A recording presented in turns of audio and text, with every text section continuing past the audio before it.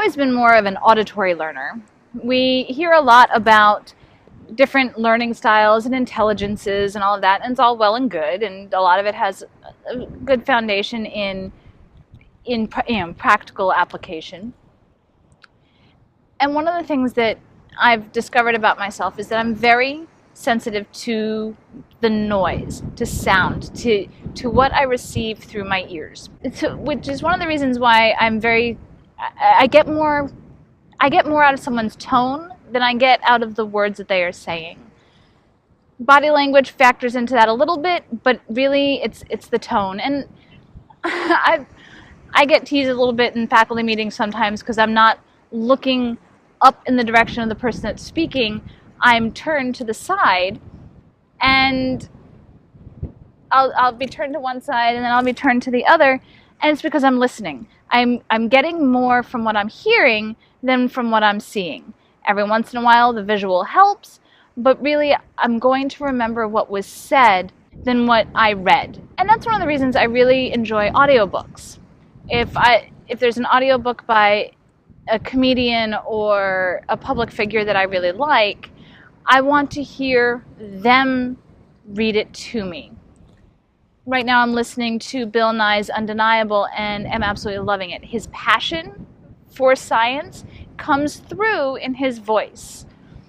And while I'm sure that passion is clear from the written word, hearing him get worked up over how evolution works and how fantastic the complexity is and why evolution is the best explanation of how it all came to be.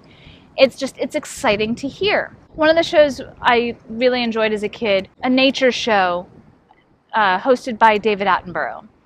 And he would walk along these areas in nature and come across all kinds of fantastic examples of what the subject was for that episode.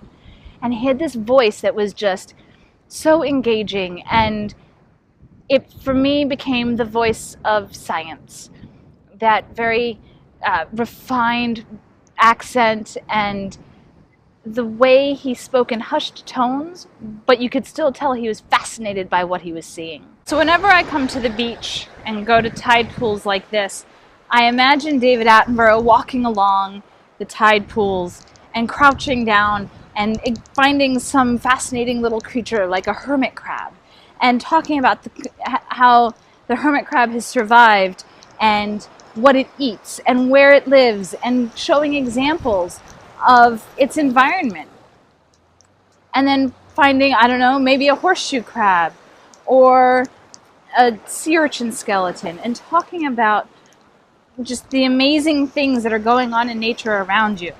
And he would always crouch down on one knee and rest his elbow on the other and talk about all of the amazing things he was seeing. So this is the voice I hear in my head every time I walk along the beach or go on a hike and see something interesting. I want to hear David Attenborough explaining it to me, and it brings it to life for me in a way that reading it in a book just never can. Books are helpful for further explaining certain details, but really, I'd rather hear it. Well, thanks for joining me for Whatever Wednesday. I'll see you tomorrow for Thankful Thursday. Bye.